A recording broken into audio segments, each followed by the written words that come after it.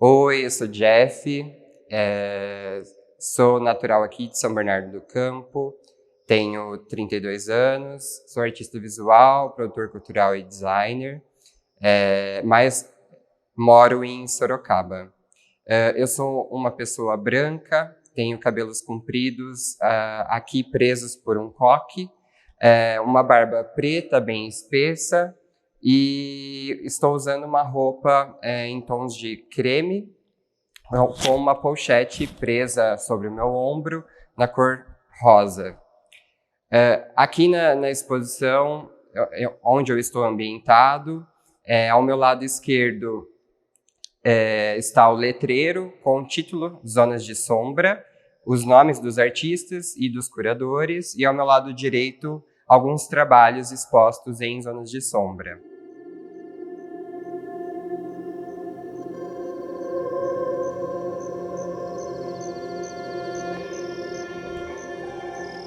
Bom, em Zonas de Sombra é um projeto que eu escrevi em conjunto com a Aline Moreno, que também é uma artista que está participando aqui da exposição, e ele foi contemplado no ano de 2021 pelo PROAC Edital Direto, e é um projeto que foi pensado principalmente para fomentar a produção artística de artistas do estado de São Paulo, com foco em artistas que vieram naturais ou que residem atualmente no interior do estado. Olá, meu nome é Aline Moreno, sou natural de Campinas e moro em São Paulo. Sou formada em Artes Visuais pela Universidade de São Paulo e atualmente faço um mestrado em Poéticas Visuais pela mesma instituição. Sou uma mulher branca, 31 anos, cabelos longos, castanho, estou vestindo roupa branca, listrada de preto, calça preta e estou ambientada na exposição Zonas de Sombra na Pinacoteca de São Bernardo. À minha esquerda está o letreiro da exposição e atrás de mim estão alguns trabalhos da exposição.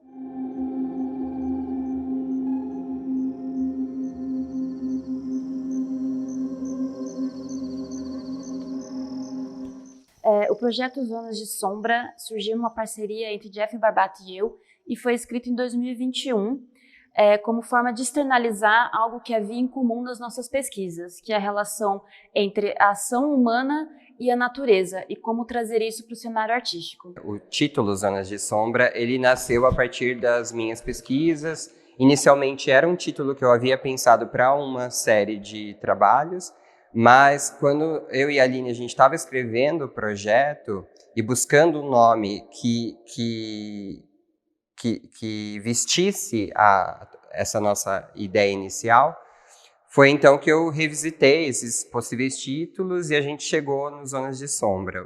Os Zonas de Sombra nada mais é do que aquela área, aquele espaço vão que fica entre as placas tectônicas, né? É chamada de Zonas de Sombra. E quando a gente foi pesquisar, a gente percebeu que várias outras coisas levam esse mesmo nome, como, por exemplo, áreas onde não chega o sinal de celular, o sinal sem fio, também são conhecidas como zonas de sombra, e a partir daí a gente foi indo para outros lugares. E chegamos também nas zonas conhecidas zonas sombrias, ou zonas de sombra, das florestas e dos biomas, que são áreas intocadas pelo ser humano. Então o projeto conta com uma exposição coletiva com 9 artistas, dentre eles 2 artistas convidados, eu e Jeff Barbato, e mais 7 artistas selecionados via edital. Os artistas foram escolhidos pelo júri composto por Alain Zumizawa, Ohana de Cássia Santos e Jurandir Valença, que juntos selecionaram os artistas, mas também tiveram autonomia de desenvolver cada um deles um núcleo curatorial dentro da exposição.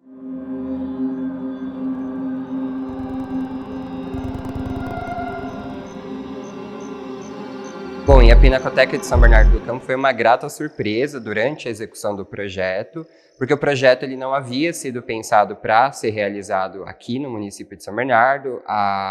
A nossa previsão era que o projeto acontecesse na cidade de Sorocaba, mas por conta de alguns contratempos, nós mudamos o projeto aqui para ser executado na cidade de São Bernardo, que é a cidade onde eu nasci, e é a cidade, agora falando em termos de instituição, né, Pinacoteca, que abraçou o projeto.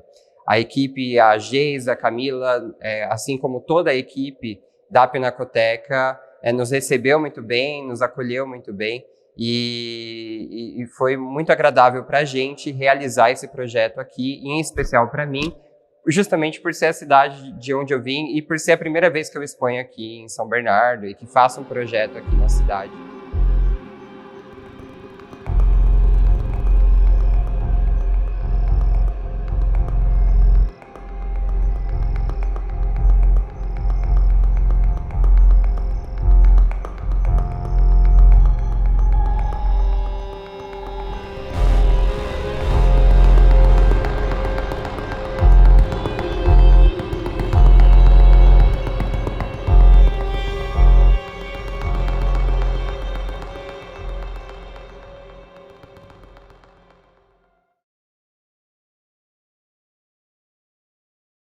Olá, eu me chamo Alan Izumizawa, eu sou um dos curadores da mostra Zonas de Sombra.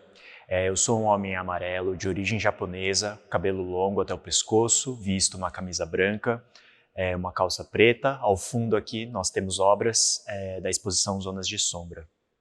Então eu vou falar um pouco sobre o meu processo de escolha dos artistas. Eu estou trabalhando com 3 artistas da mostra, que é Jeff Barbato, Marília Scarabello e Natália Favaro. A minha linha de discurso do meu texto, eu retomo uma questão do elemento da linha. Então eu tento fazer uma comparação de contraste entre as linhas, tentando olhar como se dá a linha ocidental e racional com a linha orgânica presente na natureza e em outras culturas dos povos originários. Então a comparação é tentar enxergar a forma como nós ocidentais lidamos com a paisagem, como nós relacionamos com ela. E aí eu crio essa relação dessa linha reta e racional como uma linha impositiva e hierárquica. Uma linha que impõe uma vontade sobre esse espaço para construir coisas a partir do seu próprio desejo. E a linha orgânica como uma linha dialética, uma linha que está aberta à escuta com todo o ambiente, com as outras espécies, com outros seres que estão presentes aqui nesse ambiente.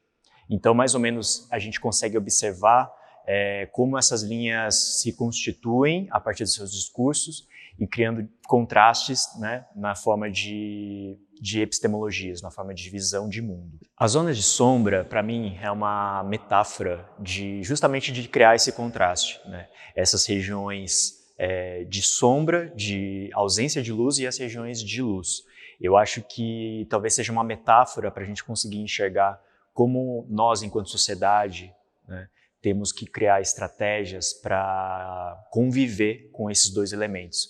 Os nossos avanços tecnológicos, os avanços de produções de industriais, de tecnologias, de objetos, estão criando para a gente um certo conforto, ao mesmo tempo que a gente está destruindo com o nosso planeta.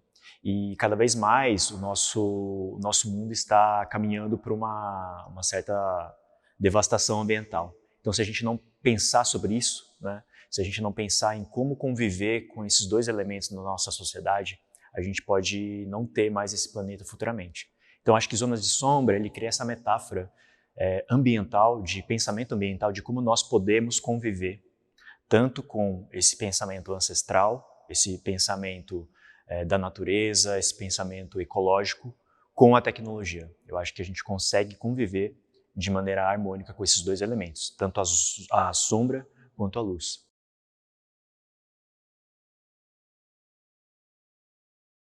Bom, agora falando um pouco sobre o trabalho de Jeff Barbato, eu acho que, de maneira geral, Jeff trabalha muito com essa relação, tanto do espaço com o corpo. Eu acho que a gente, usualmente, tem essa tendência de separar e objetificar tanto a espacialidade quanto o corpo, quanto corpos também. Nós objetificamos muito os corpos. Mas como seria a união desses 2? Como enxergar a subjetividade das paisagens e os territórios dos corpos? Então, acho que esse trabalho, formação e deformação, é um trabalho emblemático para a gente começar a debater essas questões. Nesse trabalho, Jeff faz um desenho. Na verdade, esse desenho ele parece até uma certa animação, onde nós temos um processo de formação de um embrião. Mas se a gente optar por uma leitura da direita para a esquerda ou de outras orientações, nós temos também um processo de deformação de um embrião. Então a gente começa a questionar como os nossos corpos são aceitos ou são rejeitados socialmente. E isso a gente pode também aplicar nos territórios. Então o corpo, se a gente olhar para uma perspectiva de que o corpo também é um território, quais são espaços que nós estamos aceitando ou rejeitando? Quais são os espaços periféricos e quais corpos habitam esses espaços periféricos? Quais são os corpos centrais hegemônicos e quais são os corpos hegemônicos que habitam esses espaços hegemônicos? Então, eu acho que não tem como falar de meio ambiente dentro de outras perspectivas não ocidentais sem antes falar também de corpos. Tanto corpos dissidentes, mulheres, como os corpos que não são aceitos socialmente. Então, se a gente quer ter uma discussão ambiental nos dias de hoje, a gente tem que inserir também essas pautas. Eu acho que sem isso não tem como a gente avançar nas questões ambientais do nosso planeta. Esse trabalho aqui ao meu lado é Formação-Deformação. É um trabalho que eu realizei a partir da pesquisa durante a residência artística Demonstra, em Portugal, no ano de 2022, no início do ano de 2022. E essa é uma pesquisa sobre a normatividade dos corpos, né? Eu falo aqui sobre os corpos, que os corpos estão sujeitos às diferenças, né? A essa diversidade, essa pluralidade de corpos. Então aqui são 98 monotipias que eu fiz a partir de um vídeo da BBC, do processo de formação de um embrião, né? Que ali naquele vídeo é dito como um processo padrão, e aqui eu desconstruo, né? Eu desmembro aquele vídeo em vários desenhos e tiro ele completamente daquela ordem, daquele processo científico de formação do embrião.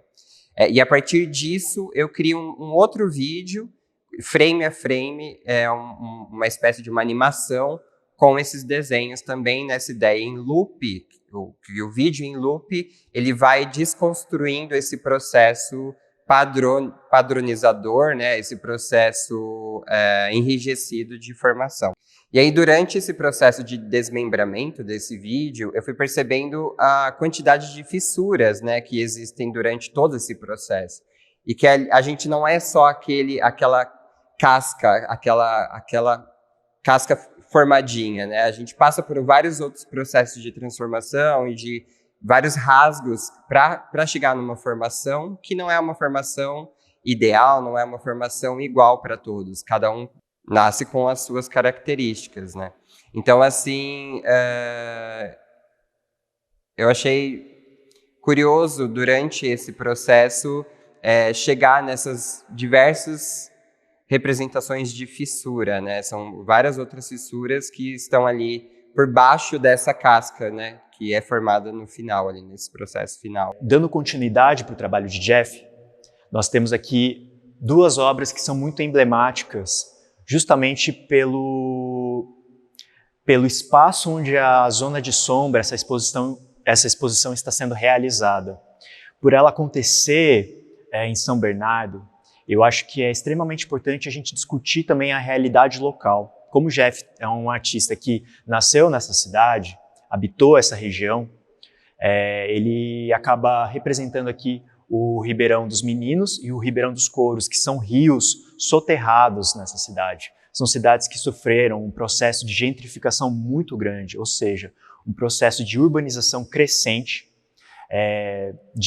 de retirada de pessoas que viviam nessa região para lugares mais periféricos e justamente para lucrar com esses terrenos, né? esses espaços. Então, há uma grande crescente de construções de prédios pelas construtoras, um alto preço dos imóveis e, assim, também, ao mesmo tempo, uma mudança na paisagem.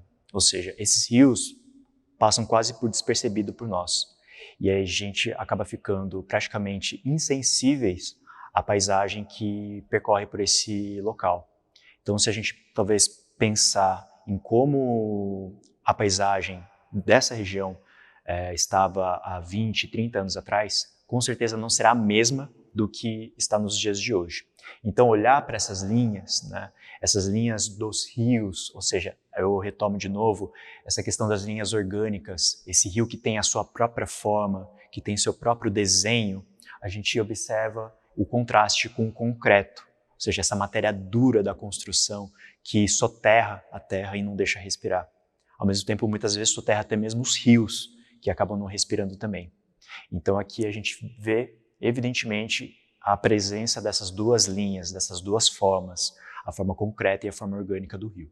Eu pesquiso a iconografia da fissura labiopalatina nas histórias das artes visuais, né? E a partir desse processo, né, das fissuras que eu encontro no meu corpo, eu acabo desdobrando para as fissuras no espaço como um todo.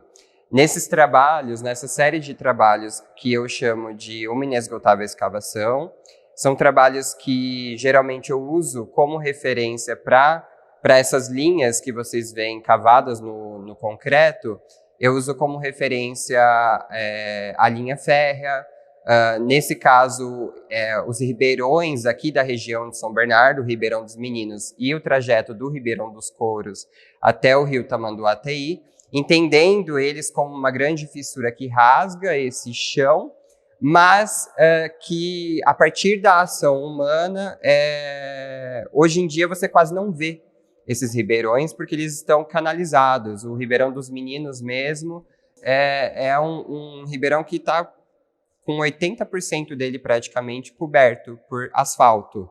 Ele passa por debaixo de uma das principais avenidas aqui do centro de São Bernardo e até por baixo da prefeitura aqui do município. E muitas pessoas da população nem sabem que ali, por baixo daquela avenida principal, né, da cidade, existe vida, né? Ou algum dia existiu vida. Existe um ribeirão que está ali soterrado, né? Bom, e aqui nessa série, uma inesgotável escavação, eu trabalho basicamente com o concreto e o aço carbono, e essa linha do trajeto, né, dos ribeirões, tanto o Ribeirão dos Meninos quanto o Ribeirão dos Couros, é feito em aço carbono, eu mando recortar em aço carbono, e depois de chumbado eu submeto ele a um processo de oxidação. A ideia é que esse aço ele passe por esse processo de oxidação, né, de passagem de tempo e de destruição, né, do próprio material, de si mesmo. Bom, e para finalizar, nós temos aqui o trabalho Terra Rasgada. É um trabalho... Hoje, Jeff habita a cidade de Sorocaba. Sorocaba é uma palavra advinda do Tupi-Guarani, é uma palavra que significa terra rasgada, Ugutsoró. E ele traz um elemento muito importante na história de Sorocaba, ao mesmo tempo controverso, né? Que é a criação da estrada ferroviária nessa região, a Sorocabana. Sorocabana foi uma empresa extremamente importante nesse período de construção das linhas férreas no estado de São Paulo, e Jeff faz um resgate dessa linha e retoma essa linha aqui férrea a partir do elemento do aço. Esse aço, que também está presente numa inesgotável escavação, ele tem um processo de ferrugem, ou seja, um processo temporal de degradação da matéria. Então a gente tem esse processo, como se fosse um processo histórico mesmo, a gente tem esse dado da temporalidade presente no material, e ao mesmo tempo esse sentido metafórico de algo que está sendo destruído, algo que está esquecido, assim como está nos dias de hoje, né, a linha férrea na cidade. Então, ao mesmo tempo que tem essa relação com as discussões de mobilidade urbana, hoje em dia a gente tem muita utilização dos carros e pouca utilização de transportes públicos, a gente consegue ver também, né, essa presença formal da linha. Então a gente começa a observar que essa linha férrea, ela aparece muitas vezes com o próprio rio. Então esse diálogo do contraste entre linhas geométricas e as linhas orgânicas, ao mesmo tempo ela não é tão evidente assim. Ela não pode ser levada tão a sério. Muitas vezes essas linhas coincidem.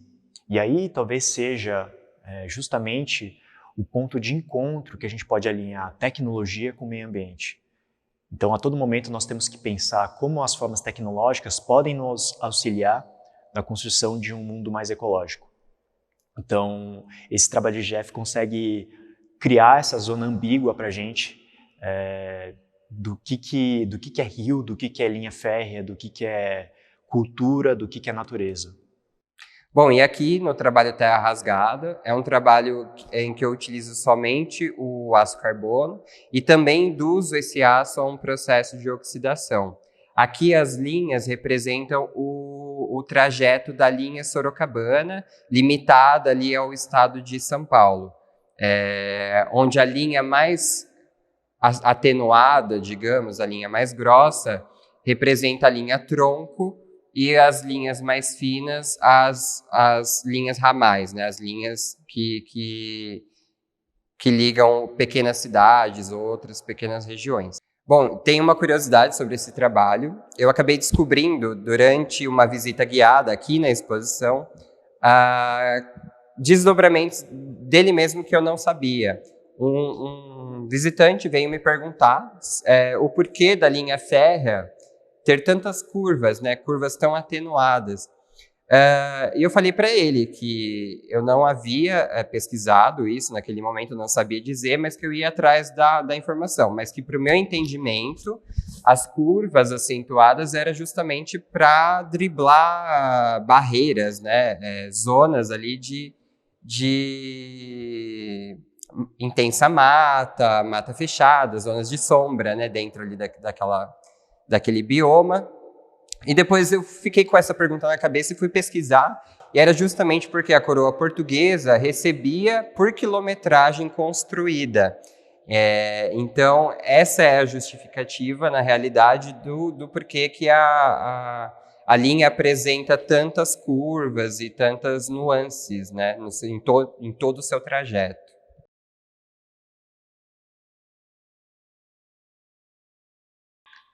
Bom, aqui esse trabalho da Natália Favaro chama Você Poderia, Por Favor, Não Me Encarar Dessa Forma. É um título, é uma frase longa que traz uma voz, um protagonismo, essa voz ativa para uma madeira, para um pedaço de madeira, um corte transversal de um tronco de árvore.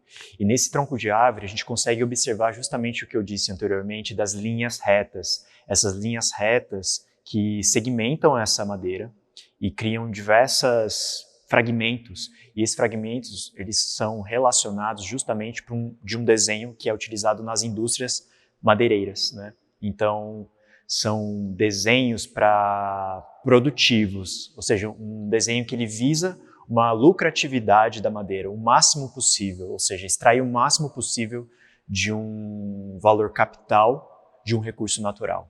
Então, esse é só um exemplo de como essa visão racional, essa linha geométrica que a gente aplica sobre a paisagem, relaciona com essa questão dos nossos desejos, sobretudo os nossos desejos dos que diz respeito ao capitalismo, à lucratividade, à exploração dos recursos naturais.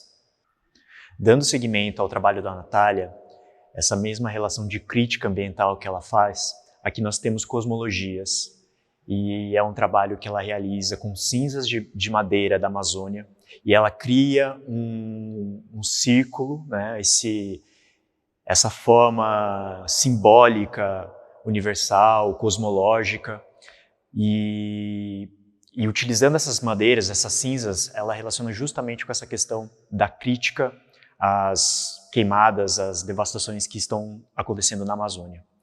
Ela recontextualiza, então, um elemento que está da destruição e acaba criando um novo significado, um significado da vida, né? Um significado da nova simbologia, que é o que acontece com a nossa vida, com o nosso cotidiano. Então, aqui nós temos, então, uma imagem cosmológica, uma imagem que busca uma emancipação dos nossos discursos ambientais. Aqui a gente já tem um lado, essa linha mais orgânica. A gente já tem essa linha que está aberta, que está avançando para uma voz, para uma própria voz, e não uma voz subalterna.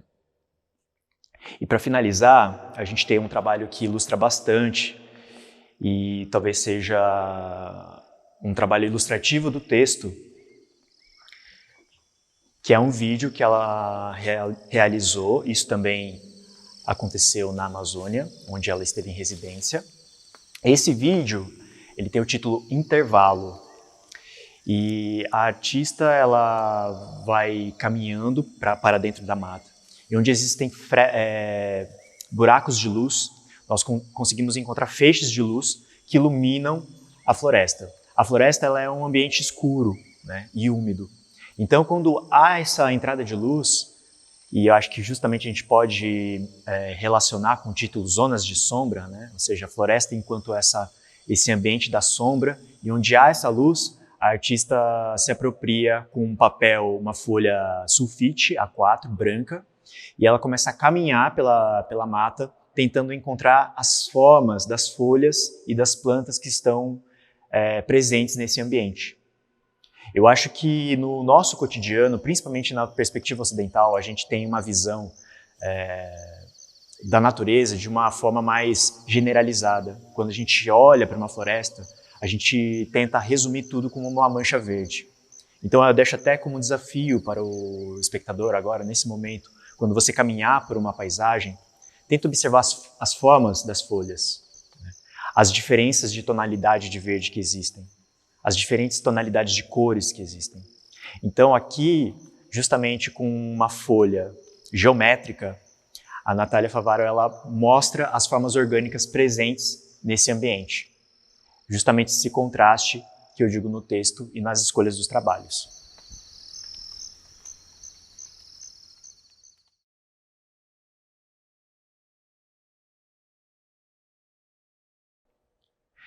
Bom, a artista Marília Scarabello, ela trabalha muito com a questão da violência nos espaços, no território, sobretudo no território brasileiro. Aqui nesse trabalho Querelas, ela utiliza do papel milimetrado, e esse papel que é muito utilizado nos mapas de plantas arquitetônicas, ou seja, essa tendência do controle espacial, do gesto da construção sobre esse espaço. E ela insere letras da música Querelas do Brasil, de Elis Regina. Nessa música, a gente tem essa letra que começa a questionar essa falta de conhecimento do brasileiro por si mesmo, essa falta de autonomia e essa falta de identidade. Ela sempre contradiz duas palavras Brasil com Z e Brasil com S. Ou seja, o Brasil com Z não merece o Brasil com S. Ou o Brasil com Z está matando o Brasil com S. É uma forma da gente pensar o que nós estamos fazendo com o nosso país, sobretudo nessa questão do meio ambiente. Como que nós estamos lidando? E o quanto de todas as nossas ações ambientais ou contraambientais que estamos realizando no nosso território tem a ver com questões que vêm de outros países sendo influenciados para explorar a nossa terra. Dentro desse debate ambiental, talvez seja preciso pensar o que de fato é o Brasil.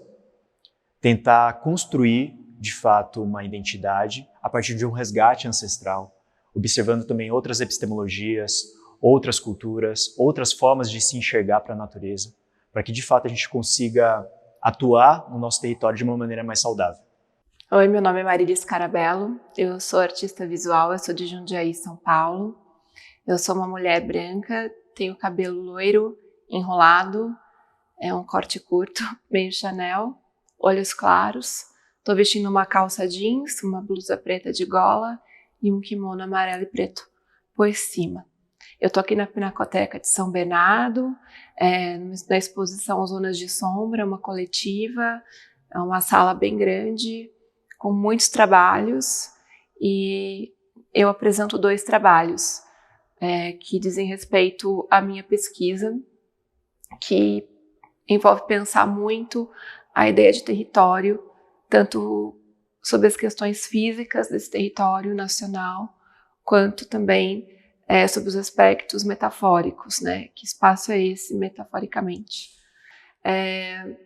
Aqui do meu lado, eu tenho o trabalho que se chama Querelas, é uma série com 5 peças, cada peça é um trabalho, na verdade, e compõe essa série, que é composta por 5 trabalhos, e são são peças que, na verdade, trazem para o papel a letra da música Querelas do Brasil, que eu principalmente conheço na voz da Elis Regina, e que tem na estrofe da música as frases: o Brasil não conhece o Brasil com Z não merece o Brasil nunca foi ao Brasil, o Brasil tá matando o Brasil. Então tem sempre uma troca entre Brasil com Z, Brasil com S, pensando muito essa ideia de quem somos nós originalmente aqui, que ideia importada de Brasil é essa, que muitas e muitas vezes está explorando,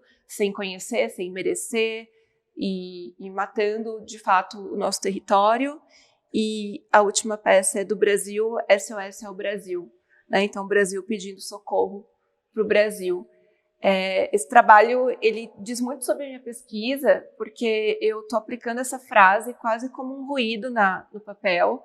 É uma escrita muito pequenininha, o que obriga a pessoa a chegar muito perto, e eu estou aplicando num papel milimetrado, que dentro da minha formação, eu sou arquiteta, graduada em arquitetura, diz muito respeito a uma ideia de controle, de desenho, de tentar estabelecer esses limites das coisas.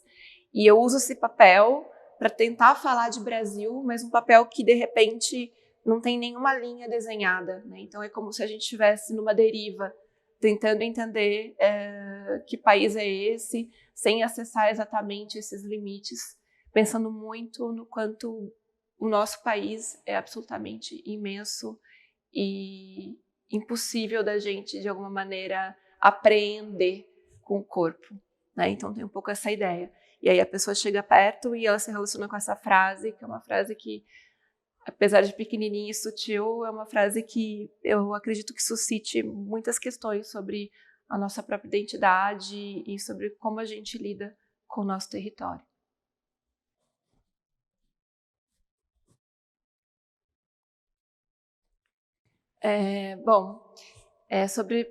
Ainda sobre a minha pesquisa e sobre o meu trabalho, esse trabalho é um trabalho que se relaciona muito com o meu ofício como arquiteta urbanista, que eu ainda exerço.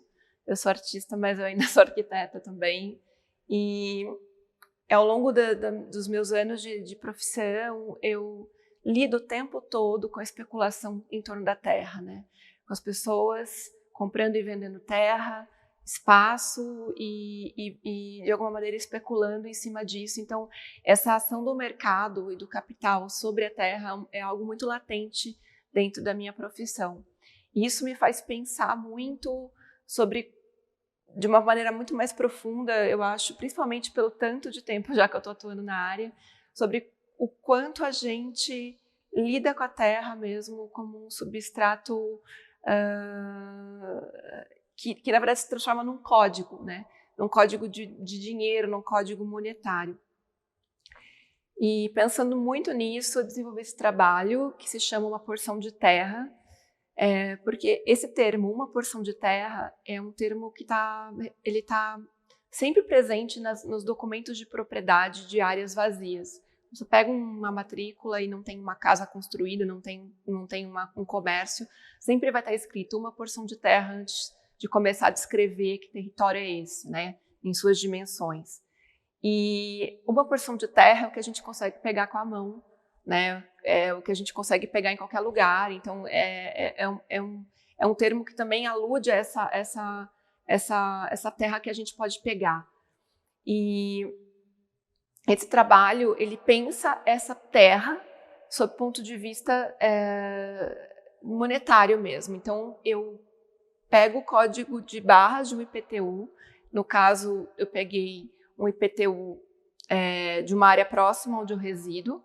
Eu tento emular ele, né, através de um processo de compactação de terra para criar um código de barras tridimensional.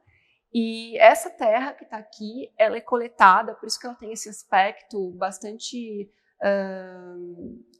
diverso, não é uma terra pura, porque eu coleto a terra de terrenos vazios, mais particulares, que estão em processo de especulação e, basicamente, gentrificação.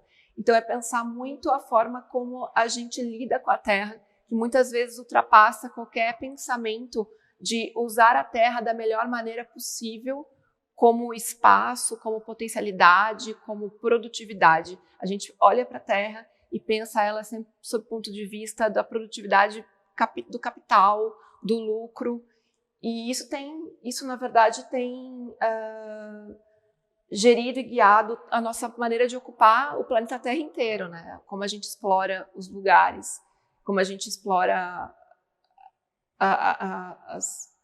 os lugares, os países, enfim.